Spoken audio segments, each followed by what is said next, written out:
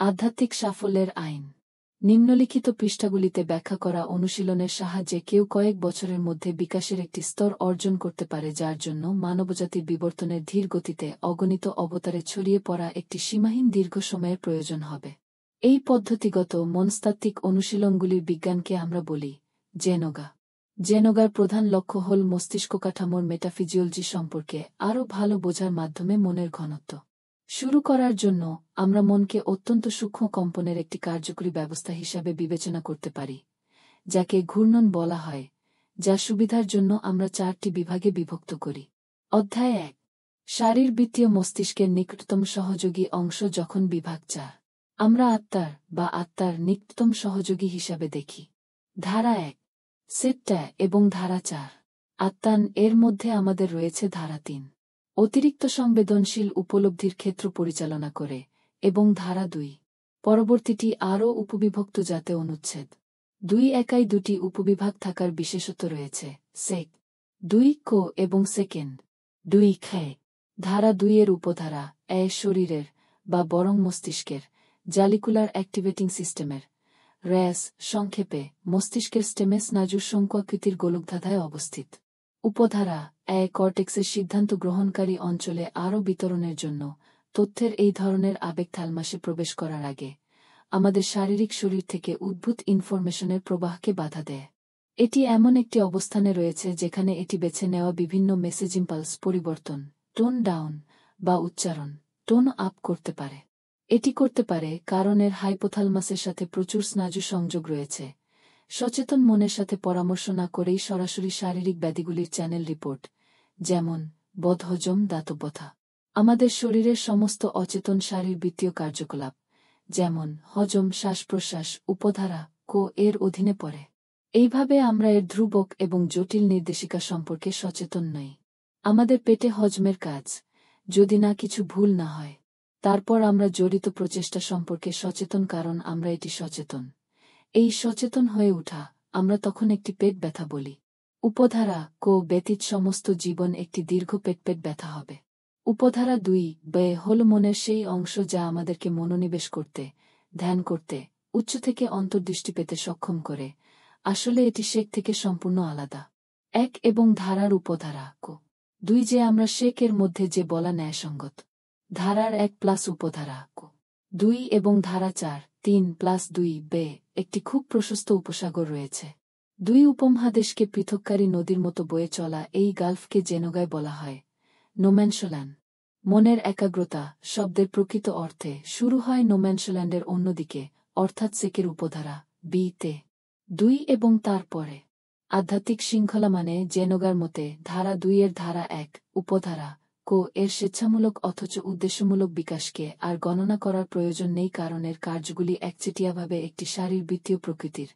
সেই পর্যায়ে যখন আমরা নোম্যানশোল্যান্ড থেকে সাবসেকশন বি এবং উচ্চ ধারা 2 এর ধারা অতিক্রম করতে সক্ষম হই, সেই পর্যায়টি জেনোগায় পরিচিত ক্রিটিক্যাল সার্টেন স্টেজ, সংক্ষেপে খেস।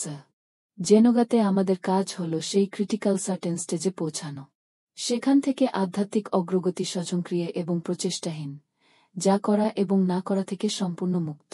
এইভাবে আমরা আপাতত উচ্চতর বিভাগগুলিকে একপাশে রেখে নিচের বিভাগে নিজেদেরকে সীমাবদ্ধ রাখি, যার কার্যত অর্থ হল ধারা 1 বা শারীরবৃত্তীয় মস্তিষ্ক। মূল পজিশনে সাইকিক কোয়ার্টারমাস্টারের মাধ্যমে মনের 4টি বিভাগকে একটি অবিচ্ছেদ্য সমগ্র হিসাবে সমন্বিত করা হয়। তারা জেনোগাতে কেন্দ্র হিসাবে পরিচিত। মনের 4টি বিভাগে 7 কেন্দ্র বিতরণ করা হয়েছে। এই 7টির প্রথম 4টি ধারা 1 এ অবস্থিত। 5 সেকেন্ডে 2 উভয় উপধারা সহ 6তম, সেকেন্ডে 3 এবং 7 সেকেন্ডে 4। এটিকে আরও বৈশিষ্ট্যযুক্ত করতে জেনোগা 7তম কল করে। সিনিয়র ম্যানেজিং ডিরেক্টর কেন্দ্রে, যদি আমরা প্রতিটি কল্পনা করি। নিম্ন বিভাগ সম্মিলিতভাবে বলতে গেলে, উচ্চ বিভাগ সম্মিলিতভাবে বলতে গেলে, একটি যৌথ স্টক কোম্পানি হতে ব্যক্তি নিজেই 6তম সম্পূর্ণ কেন্দ্রের junior managing director. 5 centi general manager এবং সেকেন্ডে 4টি কেন্দ্র। 1 বিভাগীয় প্রধান বা বিভাগীয় পরিচালক হিসাবে। আরও গুরুত্বের সাথে 7টি কেন্দ্র হল 1 ইন্টিগ্রিটি সেন্টার, 2 আবেগ কেন্দ্র, 3 সংবেদন কেন্দ্র, 4 গতিশীলতা কেন্দ্র। তারা 4 জনই কেন্দ্র এই সি এবং সেকেন্ডে আছে 1, 5 অন্তর্দৃষ্টি কেন্দ্র, সেকেন্ডে 2, 6 প্যারামেন্টাল সেন্টার, সেকেন্ডে 3, 7 সেকেন্ডে ট্রান্সেন্ডেন্টাল সেন্টার। 4 বিশেষ। আমরা এখানে পাশ করার আগে অন্তত প্রথম 4টি কেন্দ্র সংক্ষেপে বর্ণনা করব। বর্ণনা করুন। কেন্দ্র মানে ইন্টিগ্রিটি থ্রু ইন্টেলেকচুয়াল ইন্ট্রোস্পেকশন, সংক্ষেপে সততা। এইভাবে কেন্দ্র মানে যৌক্তিক প্রতিফলন সচেতনভাবে এবং বিবেকবানভাবে সম্পন্ন হয়। এর লক্ষ্য একটি ভারসাম্যপূর্ণ মনের মাধ্যমে জ্ঞান এবং সেই সাথে সেখান থেকে উদ্ভূত সিদ্ধান্ত। এই কেন্দ্র, যেমন আমরা এটিকে বলি সংস্কৃতে ইহে বা ওয়েলটনাও নামে পরিচিত, যার অর্থ শুধুমাত্র বা প্রধানত নিরপেক্ষ যুক্তির মাধ্যমে কোনো জিনিস, সমস্যা বা পরিস্থিতি সম্পর্কে সঠিক বা পূর্ণসংখ্যা জ্ঞান অর্জনের লক্ষ্যে গৃহীত সচেতন এবং প্রোগ্রামযুক্ত বিশ্লেষণ। এই কেন্দ্রটি যোগ ভয় বেদান্তে যা সত্যের শিরোনামে পড়ে সেগুলিকে নিয়ন্ত্রণ করে। কেন্দ্রটি হল অনুমানিক মস্তিষ্কে স্পট যা সচেতনভাবে আদেশ, কারণ এবং আমাদের চিন্তা গাইড। এবং কেন্দ্র মানে এভোকেটিভ ইমোশনস, সংক্ষেপে আবেগপ্রবণতা। কেন্দ্র মানে ফোকাস অথবা যে বিন্দুতে একটি আবেগ সমস্ত মনোযোগকে আটকে রাখে, অর্থাৎ আবেগের ক্ষমতা বা প্রবণতা কোণঠাসা বা তাদের নিজের দিকে মনোযোগ সরিয়ে নেওয়া। এটি মস্তিষ্কের সেই কাল্পনিক স্পট যা সমস্ত স্বতঃস্ফূর্ত অনুভূতি জাগিয়ে তোলে, স্বতঃস্ফূর্ত এবং এমনকি অলক্ষিত বা অর্ধসচেতন প্রতিক্রিয়া, কার্যকলাপ, অনুভূতির বাইরে। অযৌক্তিক বিশ্বাস সহ বিভিন্ন আবেগ এবং আবেগের ডোমেইন, আবেগপূর্ণ সংযুক্তি এবং ঘৃণা, সমস্ত ধরনের বৈচিত্র্যময় এবং এমনকি পরস্পর বিরোধী অনুভূতি, অভিনব বাক প্রবণতা, অবচেতন প্রবণতা, সমস্ত সিদ্ধান্তগুলি ভারসাম্যপূর্ণ উপায়ে পক্ষ এবং বিপরীত হিসাবে সাবধানে বিতর্ক করা হয় না। একটি মুহূর্ত, এক মুহূর্তের সিদ্ধান্ত, জানত যে সমস্ত সম্ভাবনায় তারা পরে অনুশোচনা করবে, সমস্ত সাধারণ অব্যক্ত, এমনকি ব্যাখ্যাতীত, পছন্দ এবং অপছন্দ। এই কেন্দ্রটি যোগ বেদান্তের সমস্ত কিছুকে নিয়ন্ত্রণ করে, যা রাজ শিরোনামের অধীনে পড়ে। ক্রিয়া, কার্যকলাপ এক বা একাধিক আবেগের সূচনাতে শুরু বা অব্যাহত। এই কেন্দ্র, যেমন আমরা এটিকে বলি সংস্কৃতে ক্যান ফোকাস নামে পরিচিত, আবেগ সব মনোযোগ তাদের নিজের দিকে ফোকাস করে। কেন্দ্র মানে সংবেদন জীবনী শক্তি, সংবেদনশীলতা। কেন্দ্র মানে মস্তিষ্কের সেই স্থান যা প্রতিফলন নির্দেশ করে, রিফ্লেক্স আন্দোলন, উপসচেতন, আবেগপ্রবণ কাজ, যাকে মোটর আন্দোলন বা প্রতিক্রিয়াও বলা হয়, উদ্ভূত মানুষের বিবর্তনীয় অতীতের একটি গোপন স্মৃতি থেকে, অ্যাটাভিস্টিক বিকৃতি এবং অথবা প্রতিফলন সেখান থেকে শর্তযুক্ত। এই অঞ্চলটি কেবল একজনের ভালো বিচারের বিরুদ্ধে নয়, নিজের স্বাভাবিক পছন্দের বিরুদ্ধেও সিদ্ধান্ত নেওয়ার পক্ষে। সিদ্ধান্ত যেন একজনের উপর জোর করে, এতে চালিত ড্রাইভাস একটি অতৃপ্ত তৃষ্ণা, যেমন ওষুধ, যৌনতা ইত্যাদি, বা একটি আপাতদৃষ্টিতে অপ্রতিরোধ্য আবেগ থেকে জন্ম নেয়। আমি এটিকে সাহায্য করতে পারিনি, আমাকে শুধু করতে হয়েছিল, আমাকে অবশ্যই। রক্ত দ্বারা নেওয়া সিদ্ধান্তগুলি যেমন ছিল লরেন্সের একজনের রক্ত দিয়ে চিন্তা করা। একজন সফল বক্তা হিসেবে আলডাস হাক্সলির ব্যাখ্যা, যিনি বক্তা বা তার শ্রোতাদের পেটচিন্তায় আবেদন করেন। সমস্ত অনিয়ন্ত্রিত তাগিদ, সত্যিকারের অতৃপ্ত আকাঙ্ক্ষা, যেন কিছু অদ্ভুত শক্তি তার বা তাকে নিছক উন্নততার যন্ত্র হিসাবে ব্যবহার করে তার সিদ্ধান্তের উপর চাপ দেয়। এই কেন্দ্রটি যোগ বেদান্তে যা কিছু তামস, বুদ্ধির নিস্তেজতা, পাশবিক মূর্খতা, বুদ্ধি জড়তার মাধ্যমে জ্বর, যুক্তির নিষ্ক্রিয়তা শিরোনামের অধীনে পড়ে, সেগুলিকে নিয়ন্ত্রণ করে। সংস্কৃতে শত শব্দের অর্থ হচ্ছে সত্তা, তথাপি সত্তার বৈশিষ্ট্য হিসেবেও প্রাণশক্তি, সত্তার সম্ভাব্য শক্তি হিসেবে জীবনী শক্তি, প্রতিটি সত্তার মধ্যে নিদ্রায় বা লুকানো হিসেবে জীবনী শক্তি। এইভাবে প্রতিটি মানুষের মধ্যে জীবনী শক্তি, প্রাণশক্তি, অব্যবহিত অকথিত ভাণ্ডার রয়েছে। কেন্দ্র যুক্তি থেকে বিচ্ছিন্ন এবং অনুভূতিহীন জীবনী শক্তিকে চিত্রিত করে। কেন্দ্র মানে মোবাইলের জন্য পেশিবহুল এবং বিভিন্ন ধরনের নড়াচড়ার গতিশীলতা, যেমন অবিরত সংক্ষিপ্তভাবে সিদ্ধান্ত কার্যকর করা। মস্তিষ্কের সেই স্থান যা একত্রিত হয় পূর্বোক্ত চিন্তা, অনুভূতি এবং প্রতিফলন একটি নির্দিষ্ট সিদ্ধান্ত গঠন করতে। এটি একটি গণিতসিয়ানের মতো।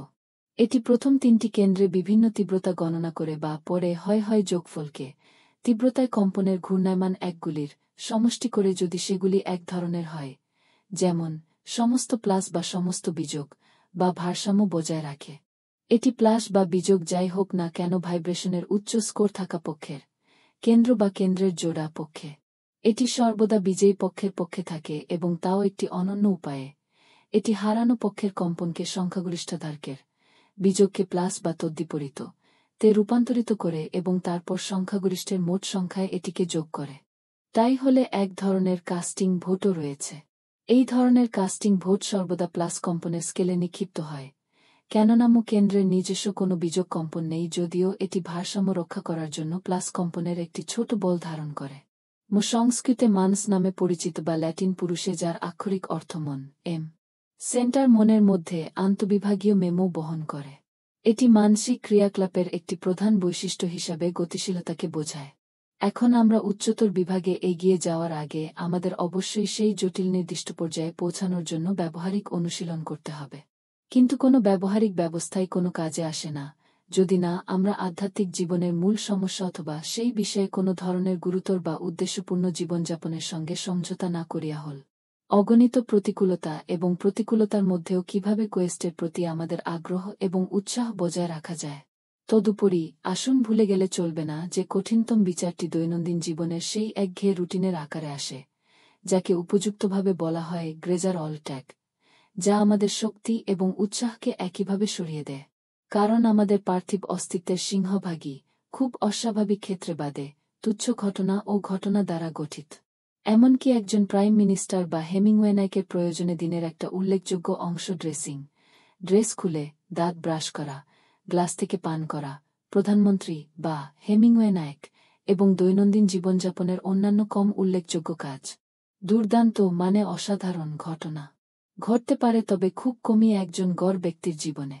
মহান জিনিসের জন্য উদ্দীপনা আনা প্রায় অনিবার্য, কিন্তু প্রতিদিনের রুটিনের মধ্যে এই ধরনের উৎসাহ বজায় রাখার বিষয়ে কিভাবে?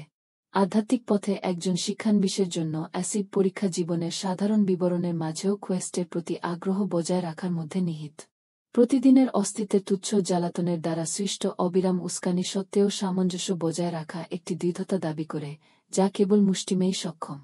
এবং তবুও আধ্যাত্মিক জীবনের কার্যকারিতা আমাদের সাধারণ ক্রিয়াকলাপের ক্ষেত্রে পরীক্ষা করা হয়, যেমন উদাহরণস্বরূপ ধৈর্য বা এর অভাব, যার সাথে আমরা একটি বাসের জন্য অপেক্ষা করি, এবং খুব কমই অসাধারণ সাফল্যের ক্ষেত্রে। উদ্দীপনা ছাড়া এমনকি আধ্যাত্মিক অনুসন্ধান ক্লান্তিকর দেখাবে, কিন্তু মূর্খতার মুখে উৎসাহের আগুন জ্বলে রাখবে কি করে? আরও আধ্যাত্মিক প্রত্যাশীরা স্বাভাবিকভাবে ফিরে পড়েছেন অন্য কোনো একক কারণে, কোয়েস্টের জন্য উৎসাহ বজায় রাখতে ব্যর্থতার কারণে। উদ্যমের অপরিহার্য গুণটি জেনোগায় প্রীতি নামে পরিচিত, যা প্রকৃত আনন্দের উপাদান যা দিয়ে আমরা একটি কাজ করি। আমাদের আনন্দের কাজের জন্য আমরা মাঝে মাঝে উঠি এবং আকাঙ্ক্ষা নিয়ে তাদের কাছে যাই। শুধুমাত্র একটি উৎসাহী জীবন সৃজনশীলতা করতে সক্ষম। যখন আমরা সৃজনশীলভাবে জীবনযাপন করি তখন আমাদের ক্রিয়াগুলি স্টেরিওটাইপ করা হয় না, তবে তাদের নিজস্ব একটি স্বতন্ত্রতা প্রকাশ করে। উদ্দীপনার পূর্বশর্ত হল যে কোনো থিম, জিনিস বা ব্যক্তির প্রতি গভীর আগ্রহের শর্ত। আপনি আগ্রহ ছাড়া উৎসাহ কল্পনা করতে পারেন। গভীর আগ্রহের বিপরীতটি কেবল উদাসীনতা নয়, বরং অগভীর আগ্রহ, যা উপযুক্তভাবে চাঞ্চল্যকর্তা বলা যেতে পারে। প্রকৃত উদ্যম গভীর আগ্রহের মধ্যে নিহিত, এমন একটি আগ্রহ যা প্রতিশ্রুতিবদ্ধতার সাথে সীমাবদ্ধ থাকে এবং তাই খুব গভীর থেকে জীবিকা অর্জন করে। যে ব্যক্তি কোয়েস্টের প্রতি এই ধরনের প্রতিশ্রুতিতে পূর্ণ, তিনি খুব উৎসাহী হন, এমনকি রুটিনের মধ্যেও নিস্তেজতা অনুভব করতে বা তুচ্ছ ঘটনা দ্বারা নিবৃত্ত হতে, যদিও ঘন ঘন বা যত বড় বাধাই আসুক না কেন। যে কারণে বেশিরভাগ লোকের মধ্যে কোয়েস্ট, অথবা সম্ভবত তাদের নাতিনাতনিদের স্নেহ করা ছাড়া অন্য কিছুর জন্য এমন অপ্রত্যাশিত উৎসাহ থাকে না, তা হল আধুনিক মানুষ তার জীবনকে বরং অতিমাত্রায় জীবনযাপন করে। এটা হতে পারে না আধুনিক প্রযুক্তি সভ্যতায় সাহায্য করেছে, কারণ গতি এবং দক্ষতার উপর জোর দেওয়া হয়েছে। আমরা সবাই ভয়ানক তাড়াহুড়ো করছি। আমরা যেখানে আছি সেখান থেকে যেতে যেখানে আমরা ভালো নেই। এই ধরনের একটি দ্রুত বা সুপারফিশিয়াল জীবনকে চালিয়ে যেতে সংবেদনগুলির একটি ধ্রুবক সরবরাহ প্রয়োজন। লাথি বা শিরোনাম ছাড়া কঠোর পরিশ্রম থেকে উদ্ভূত বিষণ্ণতার বিপদ এড়ানো যায় না। আধুনিক বিশ্বকে একরকম বা অন্যরকম ক্রমাগত লাথি দিয়ে উচ্চ হওয়ার জন্য আগ্রহী হিসাবে বর্ণনা করা যেতে পারে। অ্যালকোহল একটি লাথি, যৌনতা একটি লাথি, ঘুমের ওষুধ একটি লাথি, হত্যার রহস্য একটি লাথি, এমনকি গুরু জিনিস একটি লাথিতে পরিণত হতে পারে। এখন প্রকৃত আধ্যাত্মিকতা মূলত গভীর অভিজ্ঞতার বিষয় এবং লাথির নয়। যতক্ষণ না আমরা আমাদের মনকে উপরিভাগের স্তরে কাজ করার অনুমতি দিই, আমরা কোনো গভীর অভিজ্ঞতা সংগ্রহ করতে পারি না। গভীর অভিজ্ঞতা ছাড়াই আমরা প্রেমের পরিবর্তে যৌন অর্গান, বন্ধুত্বের পরিবর্তে পার্টি, ভক্তির পরিবর্তে গোড়ামি, নৈতিকতার পরিবর্তে রেসপেক্টেবিলিটি, ধর্মের পরিবর্তে ধর্মতত্ত্ব পাই। একটি মতবাদ ব্যবচ্ছেদ করার জন্য একটি মন সন্তুষ্ট কিন্তু অন্তর্নিহিত আত্মা বুঝতে অক্ষম। একা অভিজ্ঞতার গভীরতাই আধ্যাত্মিকতার মাপকাঠি, এবং তাও কর্মক্ষেত্র নির্বিশেষে। স্টক এক্সচেঞ্জে বা পতিতালয়ে কাজ করার সময় কেউ তীব্রভাবে আধ্যাত্মিক হতে পারে, বা গির্জা বা আশ্রমে আধ্যাত্মিক ছাড়া অন্য কিছু হতে পারে। যে কোনো কার্যকলাপের আশেপাশে অনুমোদনের কোনো সংখ্যা নেই। আর এ কারণেই অধিকাংশ পুরুষ তাদের জীবনের উদ্দেশ্যমূলক শর্তে অসন্তুষ্ট। একটি অতিমাত্রায় নেতৃত্বের জন্য জীবন সবসময় তার ভাগ্য সম্পর্কে অভিযোগ করে, ঠিক যেমন একজন খারাপ শ্রমিক তার সরঞ্জামের সাথে ঝগড়া করে। এই অসন্তোষ দীর্ঘস্থায়ী হয় কারণ অন্যায়ের চিরন্তন অনুভূতি যা দিয়ে তারা সমস্ত ঘটনাকে রং দেয়, পরিবর্তে তাদের আশীর্বাদ গণনা। এই ধরনের ব্যক্তি তার ভাগ্য বলে অভিহিত করার বিরুদ্ধে বিরোধ চালায়। যখন আমরা নিচের আধ্যাত্মিক সম্ভাবনাগুলিকে উপেক্ষা করি, তখন আমাদের যে পরিস্থিতিতে রাখা হয়েছিল তার দ্বারা আমরা কতটা তীব্রভাবে ব্যর্থ বোধ করি। কর্মের বাতাস দ্বারা কেবল সমুদ্রের পৃষ্ঠটি তরঙ্গে আছড়ে পড়ে, এর গভীরতা অস্থির। আসুন আমরা তার সাথে জুজা খেলা এবং তার চাকা ঘুরলে সব জয়ের চেষ্টায় সব হারানোর পরিবর্তে ফরচুন দ্বারা চিহ্নিত সমস্ত কিছুকে সানন্দে গ্রহণ করি। যদি আমরা গভীর অভিজ্ঞতা খুঁজি, তবে আমরা সুযোগের চাকাকে শৃঙ্খলিত করব এবং তার ঘূর্ণন থেকে মুক্ত হব। ট্রাইমফ্যান্ট লিভিং মানে কোনো ভুল করা নয়, বরং করা শুধুমাত্র আমাদের নিজস্ব ভুল, আমাদের নিজস্ব এবং অভিযোজিত নীতি দ্বারা শর্তযুক্ত ভুল। আমাদের সময়ে আধ্যাত্মিক অনুসন্ধান নিরাপত্তার জন্য অনুসন্ধান দ্বারা প্রতিস্থাপিত হয়েছে, এবং তবু মানুষ বিলুপ্তির জন্য আটকে আছে। শুধুমাত্র একটি অপরিণত আত্মা জীবনের বাহিক অবস্থার পরিবর্তন করার চেষ্টা করে, নিরাপত্তার জন্য চেষ্টা করে। এটি বাতাসকে নিয়ন্ত্রণ করার চেষ্টা করে, সমুদ্রের ঝাপটায় নিরাপদ হওয়ার চেষ্টা করার মতো। মন যদি অগভীর কেবল জাগতিক জিনিস দেখে যা অবাস্তব এবং শক্তিহীন, এটি অনিরাপদ, অর্থাৎ এটি যা চায় তার বিপরীত। দীক্ষিতের চোখ সুপ্রমণ্ডনে দেখে। জাগতিক মন তার বাহিক পরিবেশ দ্বারা সীমাবদ্ধ বোধ করে, তা ধারণা, ব্যক্তি বা পারিপার্শ্বিকতাই হোক না কেন। উপযোগিতাবাদ, টেকনোক্রেসি, সামাজিক ইউটোপিয়াস সম্পর্কিত সমস্ত মতাদর্শী অনেক সুখী কথাবার্তা, ভোগভূমি বা গান প্রশিক্ষণের পরিবর্তে উপভোগমেন্টবাদ। ঠিক তখনই যখন জীবনের সাথে আমাদের যোগাযোগ অগভীর এবং অগভীর হয়, তখন আমরা আমাদের বাহিক পরিবেশে বাস্তব বা কাল্পনিক বিরোধ দেখতে পাই। আমরা তখন সমস্ত সামাজিক অসুস্থতা নিরাময় করব, তা বুলেট, বিপ্লব বা বেল্ট, রাজনীতিকের এই দ্বারাই হোক না কেন, প্রকৃত কোদাল কাজ দিয়ে শুরু করব, যা নিজেদেরকে উন্নত করা নিয়ে গঠিত। বাহিক জগত থেকে আমাদের কাছে পৌঁছানো ডেটার সামগ্রিকতার মধ্যে থেকে একটি অন্তর্নিহিত গোষ্ঠী নির্বাচন করা হয়, যার মধ্যে মনোযোগ দোলা দেয়। এইভাবে আমাদের অভ্যন্তরীণ জীবন যতই শুকিয়ে গেছে, বাহিক জগতের সমস্যা ততই অপ্রতিরোধ্য হয়ে উঠছে। আমরা যখন ভিতরে ক্লান্ত হয়ে পড়ি, তখন আমরা বাইরে থেকে সান্ত্বনা খুঁজি। যা আধ্যাত্মিক জীবনের জন্য আমাদের উৎসাহকে কমিয়ে দেয়, তা হল কোয়েস্টের প্রতি গভীর আগ্রহের অভাব। আমাদের ভাগ্যের নিছক পরিবর্তন আমাদের আগ্রহের পুনর্নবীকরণ করবে না। সমস্যাটি রয়ে গেছে, কিভাবে আমাদের অস্তিত্বের গভীরতায় প্রবেশ করা যায়। আমরা আমাদের বাহিক পরিস্থিতির উন্নতির জন্য কাজ করতে পারি এবং করা উচিত। তবুও আমাদের শেষটাও এমন উপায় করা উচিত যাতে আমরা সেই পরিস্থিতিগুলির দিকে তাকাই যেখানে জীবন আমাদের এত বাধা নাই, বরং আমাদের আধ্যাত্মিক তাগিদের জন্য প্রকাশের অনেক ক্ষেত্র হিসাবে রাখে। তারপর পরিবেশের পরিবর্তনগুলি গভীর আগ্রহের আবরণকে অনুসরণ করবে, এবং আগে নয়। গভীর আগ্রহ বর্জিত একটি মন উন্নত পরিবেশ তাকে নিয়ে আসা সুবিধাগুলিও লক্ষ্য করবে না। সে তার বদ অভ্যাসগুলোকে নতুন পরিবেশে নিয়ে যায় এবং বিষাক্ত করে ফেলে। সে ধ্বংসস্তূপকে ধ্বংসের দিকে নিয়ে যায়। অন্যদিকে গভীর আগ্রহের ফলে প্রকৃত উদ্যমের প্রভাবে বাহ্যিক বাধাগুলো ভেসে যায়।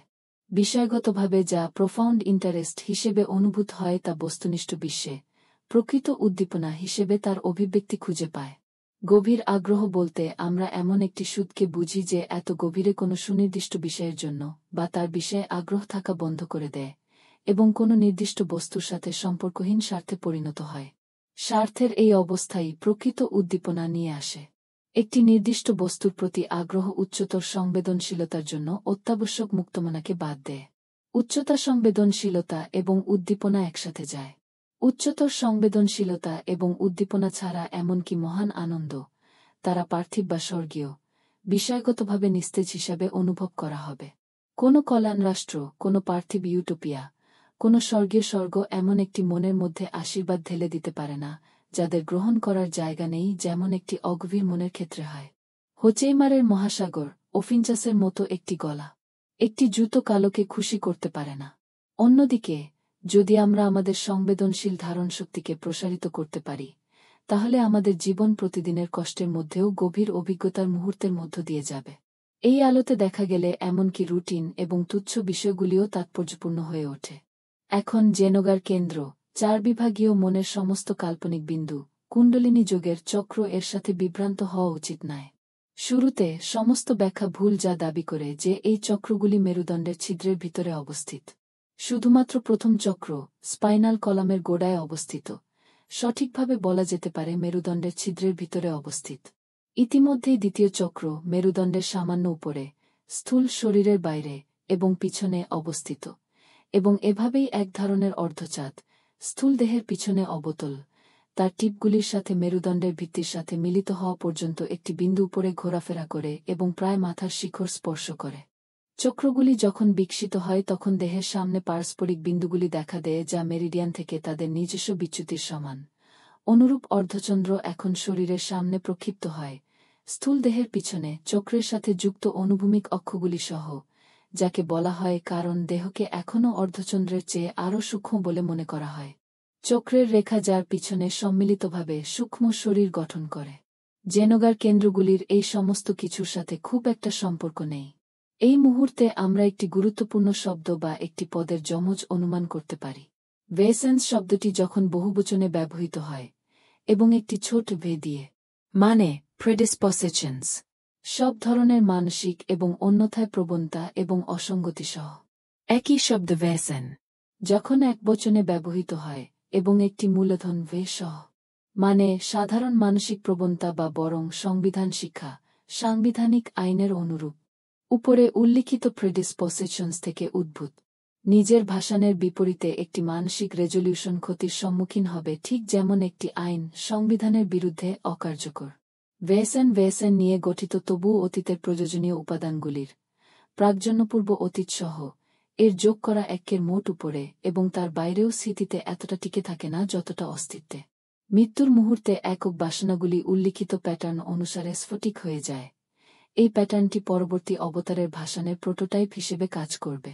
যে নীতিগুলি অনুসারে এই পুনর্গঠন সংঘটিত হয়, আমি আমার বইতে বিশদভাবে ব্যাখ্যা করেছি। ডাই ভারবোর্গেন উইশেইড। কেবলমাত্র ভাষণের গুণগত রূপান্তরের মাধ্যমে আমরা নিজেদের মধ্যে গভীরভাবে অনুভব করার ক্ষমতা তৈরি করি, যা গভীর আগ্রহের জন্য প্রয়োজনীয়। বাসনাগুলি ভৌত দেহের কোষগুলির সাথে সাদৃশ্যপূর্ণ।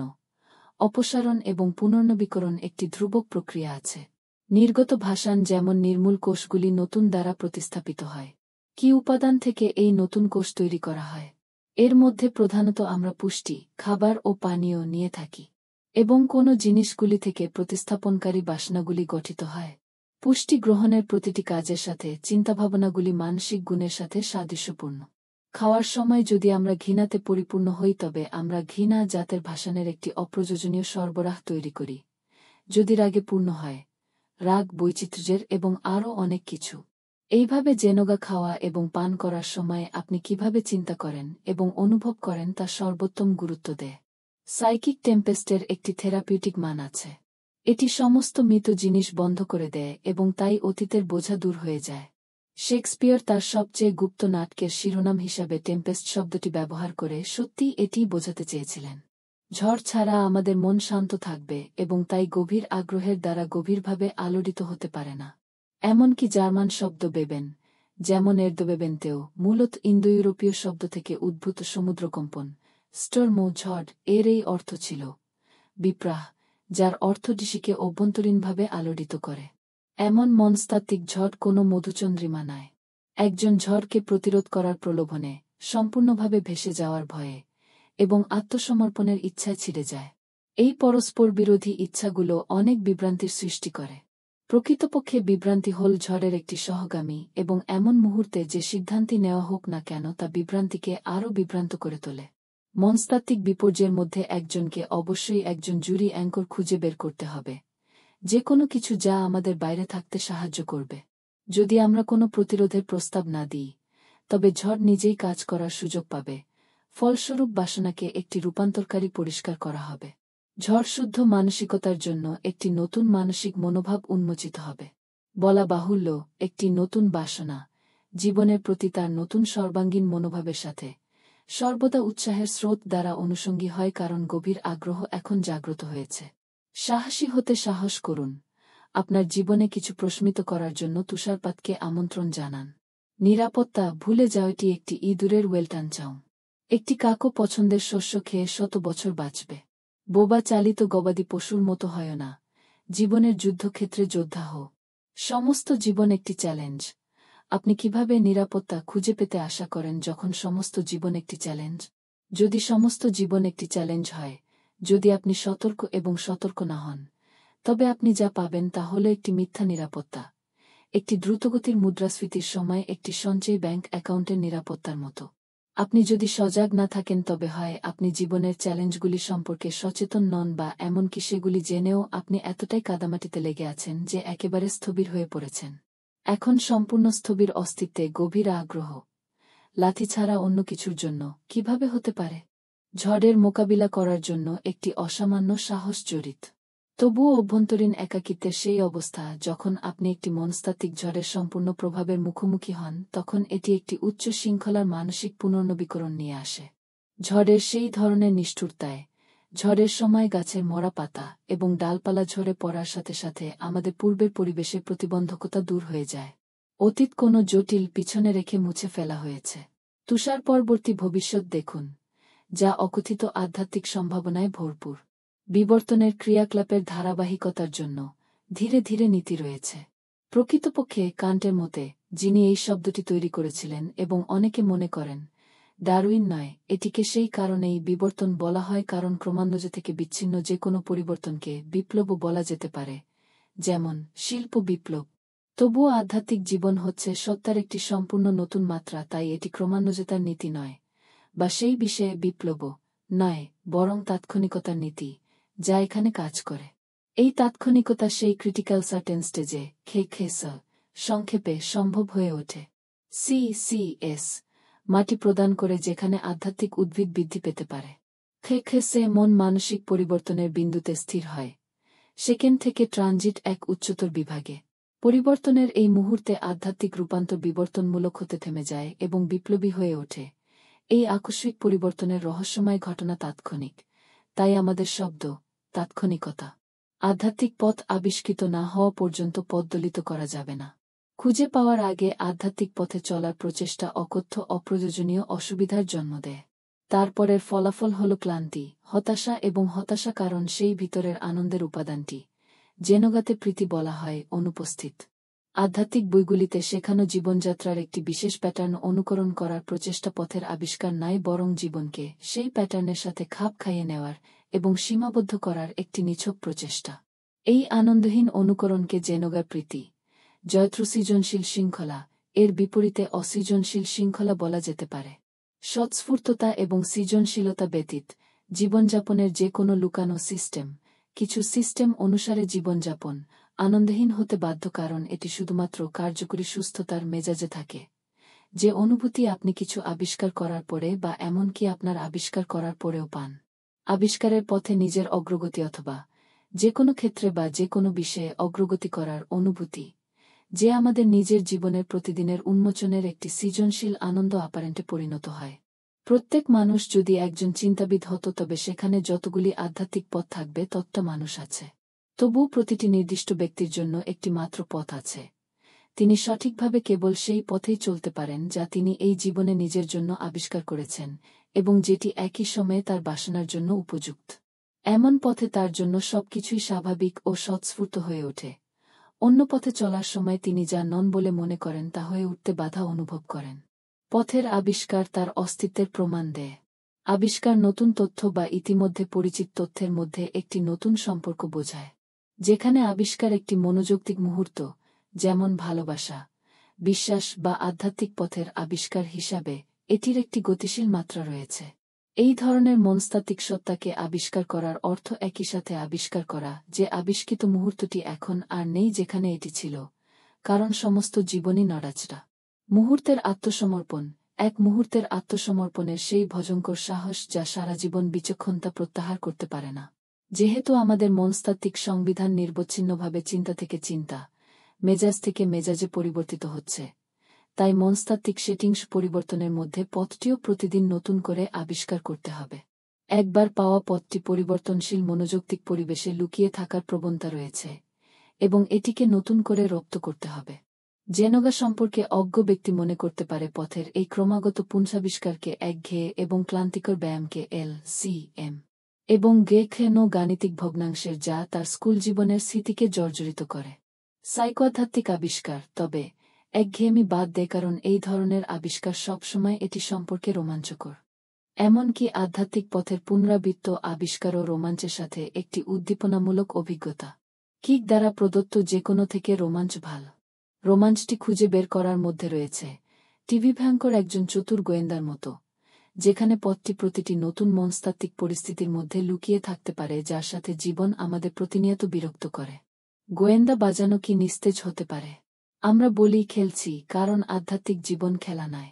নিটশে আধ্যাত্মিক জীবনকে উট হিসেবে ব্যাখ্যা করেছেন বিইং আ চাইল্ড, খেলতে থাকা শিশু। অবিরাম পরিবর্তনশীল মনস্তাত্ত্বিক পরিস্থিতিতে পথটি পুনরাবিষ্কারের রোমাঞ্চ সেই উৎসাহের উপাদান, প্রীতি প্রদান করে যা আধ্যাত্মিক অ্যাডভেঞ্চারের জীবনকে, লাওৎসে, নৈতিক অনমনীয়তার জীবন থেকে, কনফুসিয়াস, আলাদা করে। নৈতিক ড্রিল একটি প্রতিষ্ঠিত স্ট্যাটিক কোডের সেট শর্তাবলী অনুযায়ী আন্দোলনকে বোঝায়। তুমি করবে এবং তুমি করবে না জেনারালাইজেশন। আধ্যাত্মিক অ্যাডভেঞ্চারগুলি প্রতিটি নির্দিষ্ট পরিস্থিতির গতিশীল বৈশিষ্ট্য অনুসারে আন্দোলনকে বোঝায়। নীতিশাস্ত্রের নীতিগুলি এমন সব খারাপদের, লোভ, ঈর্ষা, ঘৃণা ইত্যাদি মতেই এটি নির্দিষ্ট মানসিক অবস্থার উপর পৃথক পরিস্থিতি নির্বিশেষে নিন্দা করে। উদাহরণস্বরূপ, নীতিশাস্ত্র একজন মেজোচিস্ট নিষ্ঠুর হতে অস্বীকার থেকে উদ্ভূত নিষ্ঠুরতা উপেক্ষা করে। নীতিশাস্ত্রের গুণ এবং অপকর্ম কি কোনো ব্যক্তির অস্তিত্ব ছাড়া কোনো অস্তিত্ব আছে? উদাহরণস্বরূপ, লোভের মতো একটি অপকারিতা বলতে বোঝায় যে কেবলমাত্র সেই সম্পত্তি থাকা বা দেখানোর ক্ষেত্রে, এবং সেই লোভের মনস্তাত্ত্বিক অবস্থা কেবল ব্যক্তি থেকে ব্যক্তিতে নয়, পরিস্থিতি থেকে পরিস্থিতিও আলাদা হবে, যাতে শেষ পর্যন্ত এটি একটি মনস্তাত্ত্বিক ঘটনা বা ঘটনা যার বিষয়বস্তুকে লোভ হিসাবে চিত্রিত করা হয় সাধারণত সাধারণীকরণের সুবিধার্থে আরও ভালো নাম না পাওয়ার জন্য। জার্মানিতে এটিকে আরও খারাপ করে তোলা হয় বিশেষণ ব্যবহার করার জন্য যোগ্য করার জন্য, যখন তারা এমন ঘটনাগুলির মধ্যে উপস্থিত হয় যা কেউ অনুমোদন করে। এইভাবে রাগকে ইতিবাচক রাগ লেবেল করা হয় জেরেক্টর গোর্ন ইন্টারেস্টিং। একইভাবে বিনোদনকে ইতিবাচক তপস্বী বলে জায়েজ করা যায়। রাগ, লোভ বা লালসার মতো একটি ভাইসের মনস্তাত্ত্বিক বিষয়বস্তু নিজেকে সাধারণীকরণের জন্য ধার দেয় না, যে প্রতিটি ঘটনার ক্ষেত্রে সেগুলির নিজস্ব একটি স্বতন্ত্রতা থাকবে। কে চেস্টারটন তার ছোটগল্পে দেখাতে পেরে আনন্দিত যে কতটা সহজে সৎগুণ এবং অসৎকর্মগুলি সমস্ত অর্থ হারিয়ে ফেলে যখন তারা ঘটে যাওয়া ঘটনার বিশেষত্ব থেকে বিচ্ছিন্ন হয়ে যায়। প্রতিটি মনস্তাত্ত্বিক ঘটনার নিজস্ব একটি ব্যক্তিত্ব থাকে, এবং একটি ঘটনার মনস্তাত্ত্বিক সেটিংস অনুসারে আমাদের নিজস্ব ব্যক্তিত্ব পরিবর্তিত হয়। এখানে আমাদের দুটি পরিবর্তনযোগ্য কারণ রয়েছে, কিন্তু আধ্যাত্মিক পথ নিজেই একটি ধ্রুবক। এই ধ্রুবকটি আবারও উপরে উল্লিখিত দুটি পরিবর্তনশীল কারণের দ্বারা প্রভাবিত একটি ক্ষেত্রে উপস্থিত হয়। আমাদের পরিবর্তিত, সম্ভবত বিকশিত, ব্যক্তিত্ব। পরিবর্তিত ঘটনায় পূর্ণ একটি জীবন। আধ্যাত্মিক গণিতের 16টি সূত্রের মধ্যে একটি বলে যে 3টি প্রদত্ত জিনিসের মধ্যে 2টি একে অপরের পরিপ্রেক্ষিতে পরিবর্তিত হয়, এবং একটি তৃতীয় যা স্থির থাকে। অবশিষ্ট ধ্রুবকটি 2টি রূপের কর্ণের উপর থাকে। সুতরাং পরিস্থিতি যাই হোক না কেন পথটি সর্বদা খুঁজে পাওয়া যায়। পথ কখনো হারিয়ে যায় না। আমরা যখন পথ খুঁজে পাই না তখন আমরা হারিয়ে যাই কারণ একটি নির্দিষ্ট গন্তব্য ছাড়া আর কোনো হারিয়ে যাওয়া নেই। এভাবে প্রতিটি পরিবর্তিত পরিস্থিতিতে পথকে নতুন করে আচ্ছন্ন করতে হবে। এই ধরনের আবিষ্কার হল একটি গতিশীল ধ্রুবক প্রক্রিয়া যা প্রতিদিনের অস্তিত্বকে রোমাঞ্চ দেয়, যা একঘেয়েমি দূর করে। পথের আবিষ্কার সেই থেখোসের যাত্রা। থেখেসো এর পর দীক্ষা আসে। দীক্ষা গ্রহণের পর আধ্যাত্মিক পথে চলা কেবল ঈশ্বরের কাছেই নয়, ঈশ্বরের সাথেও একটি যাত্রা। কারণ দীক্ষা গ্রহণের পর আপনি একা নন, গুরু, স্বয়ং গুরু, মহাবতার এর সাথে পথে হাঁটছেন। পথের আবিষ্কার মানে দীর্ঘমেয়াদে মাস্টারের দেবত্বের আবিষ্কার। প্লোটিন দেবত্বে আত্মার যাত্রাকে একাকী থেকে একাকী ফ্লাইট হিসাবে বর্ণনা করেছেন। আমরা যখন একা থাকি তখনই আমরা যে পথে চলি তার সাথে এক হয়ে যাই। একাকী আলোতে দেবত্বের পৌঁছানোর জন্য আমাদের একাকিত্বের অবস্থায় আমাদের অনুসন্ধান শুরু করতে হবে। আমরা যখন আন্তরিকভাবে অনুসন্ধান করি তখনই আমাদের জ্ঞানের চাওয়া একটি গভীরতা অর্জন করে, যা অনুসন্ধানমূলক কৌতূহল থেকে জিজ্ঞাসাকে আলাদা করে। তবু যে কোনো ধরনের গভীরতা কঠিন যখন মন প্রবাহ দ্বারা বিভ্রান্ত হয়। তবুও আমাদের মানসিকতা শব্দের অন্য অর্থে একা। আমরা তখনই দেখতে পারি যখন আলোর তরঙ্গ দৈর্ঘ্য হয় 0.00008 এবং 0.00004 সেন্টিমিটার, বাকি সব খালি চোখে অদৃশ্য। আমরা কেবলমাত্র এর ফ্রিকোয়েন্সিগুলির মধ্যে সংঘটিত কম্পনে শুনতে পাই। প্রতি সেকেন্ডে 30 এবং 20,000, বাকি সব আমাদের কাছে অশ্রাব্য। যখন আমরা আমাদের চারপাশে বিদ্যমান ইলেকট্রোচৌম্বকীয় কম্পনের পরিসরের সাথে এই জাতীয় ক্ষুদ্র পরিসংখ্যান তুলনা করি, রেডিও ওয়েভস তরঙ্গদৈর্ঘ্য 20 কিলোমিটার, মহাজাগতিক বিকিরণ 0.000000004 মিলিমিটার পর্যন্ত, এটা স্পষ্ট যে আমরা অনেক একা বা অন্ধ এবং বধির বিস্তৃত ঘটনার জন্য, কারণ আমরা শুধুমাত্র কম্পনের খুব সীমিত ক্ষেত্রের প্রতি সংবেদনশীল। জেনোগার মাধ্যমে যথাযথ প্রস্তুতির মাধ্যমে আমাদের উপলব্ধির পরিসর গড়ের চেয়েও বাড়ানো যেতে পারে। আমরা একা থাকলেই আলোকজ্ঞান আসে। তবুও মানুষ একা থাকতে ভয় পায় এবং একা থাকা এমন একটি অবস্থা যা থেকে সে পালাতে চায়। তাই তিনি সর্বদা কারো বা অন্য কিছুর সন্ধানে থাকেন। যদি আধুনিক মানুষ তার মনকে দখল করার জন্য হাতে কিছু খুঁজে না পায়, তবে সে নিছক কৌতূহলের মাধ্যমে কিছু বিষয় খুঁজে বের করে যাতে তার মনকে নিজের সাথে একা থাকতে না হয়। যেমন, কোনো প্রকৃত গন্তব্য ছাড়াই একটি গাড়ি চালানো যাতে মন ড্রাইভিংয়ে মনোযোগ দেওয়া হয়, এটাকে তিনি শিথিলতা বলেন। একাকিত্ব এই ধরনের ছদ্ম বিশ্রামের বিরোধিতা করে, এমন একটি অবস্থা যেখানে মনের ধরে রাখার মতো কিছু নেই। জীবনের আমাদের অভিজ্ঞতাগুলি অতিমাত্রায় কারণ আমরা খুব কমই একা থাকি। আত্মার অভিজ্ঞতার প্রতি আমাদের গ্রহণযোগ্যতা এইভাবে গভীরভাবে দরিদ্র হয়ে যায়। আশ্চর্যের কিছু নেই যদি আমাদের আধ্যাত্মিক বিকিরণ আরও দরিদ্র হয়ে যায়। আধ্যাত্মিকতা, একবার এটি খেস শিকার লাগে, দ্রুত বৃদ্ধি একটি উদ্ভিদ। এই বইয়ের উদ্দেশ্য হল জীবনের উদ্দেশ্য বোঝার, জীবনের মধ্যে কাজ করার এবং অগ্রগতির সুযোগ প্রদান করা, যেখানে একটি নিয়মিত স্বাভাবিক অস্তিত্ব যাপন করা। ঈশ্বর, সেই সবচেয়ে অধরা শব্দ, সেই সবচেয়ে শোষিত শব্দ, সেই সবচেয়ে ভুল বোঝানো শব্দ।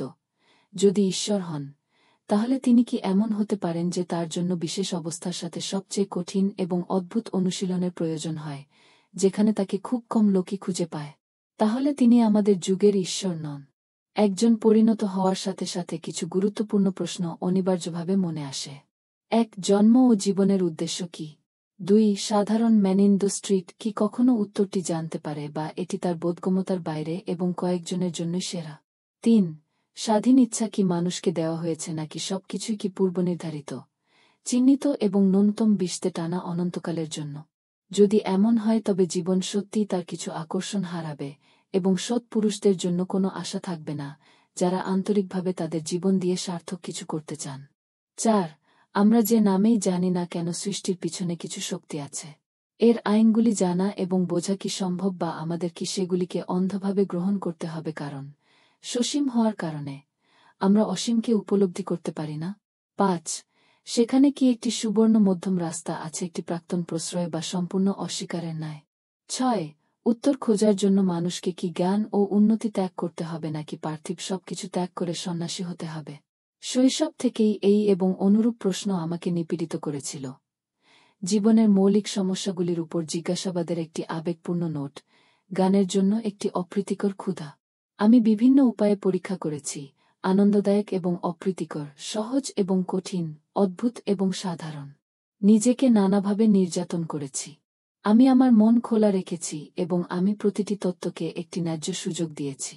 আমি সমস্ত ধর্মের জন্য আমার হৃদয় খুলে দিয়েছি যাতে আমি তাদের সকলের মধ্যে ভালো কিছু সংগ্রহ করতে পারি। আমি অনেক বই অনুসন্ধান কিন্তু প্রায় হতাশ। আমি স্কুল এবং গুরুদের জন্য অনুসন্ধান করেছি, কিন্তু আবার হতাশাগ্রস্ত হয়েছি। এমন নয় যে আমি তাদের খুঁজে পাইনি। অতঃপর ঈশ্বর তার একজন অগ্রসর পুত্রের মাধ্যমে আমাকে পথ দেখালেন। তার শিক্ষার নাম ছিল জেনোগা। তার নির্দেশনায় আমি ধীরে ধীরে এগিয়ে গেলাম। তার নির্দেশনায় এই বইটি রচিত হয়েছে। যা লেখা হয়েছে তাতে যদি গান থাকে, তাহলে ঈশ্বরের প্রশংসা হোক যে আমার মন শেষ পর্যন্ত বুঝতে পারে, যে আমার শিক্ষক প্রাক্তন ব্যাখ্যা করতে পারেন। পাঠক যদি কিছু অসামঞ্জস্যপূর্ণ খুঁজে পান, তবে জেনে রাখুন যে আমি যা ব্যাখ্যা করা হয়েছে তা বুঝতে পারিনি, বা অবশ্যই আমার নিজের থেকে অপর্যাপ্ত কিছু যোগ করেছি। যদি এই বইটি পরিবেশন করে যে কোনো উদ্দেশ্য, আমি আনন্দিত বোধ করব যে ৩০ বছরেরও বেশি সময়ের সংগ্রাম অল্প কিছুতেই স্বস্তি পেয়েছে। এটি গ্ল্যামার ছাড়া যোগ ব্যায়াম। আপনি যা করবেন তা আপনার এবং আপনার ঈশ্বরের মধ্যে কঠোরভাবে হবে, এবং কেউ তা জানতে পারবে না। এই বইটিতে আপনি সহজ ব্যবহারিক চিন্তাগুলি পাবেন যা চেষ্টা করা হয়েছে এবং সফলভাবে পরীক্ষা করা হয়েছে। আপনিও ইচ্ছা করলে সেগুলোকে বাস্তবে প্রয়োগ করতে পারেন এবং সফল হতে পারেন। সর্বোপরি, এই জীবনে বা সমস্ত সৃষ্টিতে কিছুর বিনিময়ে কিছু নেই। আপনি একটি মূল্য দিতে হবে। আমরা সবাই রামকৃষ্ণের গল্প শুনেছি, যিনি কেবল তার হাতের স্পর্শে বিবেকানন্দকে ভগবানের দর্শন করেছিলেন। বিবেকানন্দ কতটা পরিশ্রম করেছিলেন এবং অগ্রগতি করেছিলেন, এই ঘটনার আগে নিজেকে মাস্টারের কাছ থেকে সেই ঐশ্বরিক স্পর্শের জন্য উপযুক্ত করার জন্য কেউই আমাদের পূর্বে প্রস্তুত নয়। এই বইটি সেই মহান আত্মাকে উৎসর্গ করা হয়েছে যিনি আমাকে গাইড করেছিলেন। আমি এত অযোগ্য। আমরা যদি কেবল তার মতো হতে পারি, তবে অবশ্যই ঈশ্বর বিশ্বাসকর হতে পারেন। তিনি আমার মধ্যে ঐশ্বরিক প্রতি গভীর এবং অটল ভালোবাসা অনুপ্রাণিত করার জন্য সহায়ক ছিলেন। 1000 মাইলের যাত্রা শুরু হয় প্রথম ধাপ দিয়ে। আজ সেই প্রথম পদক্ষেপ নিন এবং ঈশ্বর আপনার সাথে থাকুন।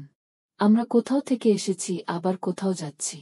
নিশ্চয়ই মহাবিশ্বের মহান স্থপতি খুব কমই একটি সিডি তৈরি করতে পারেন যা কোথাও বাড়ে।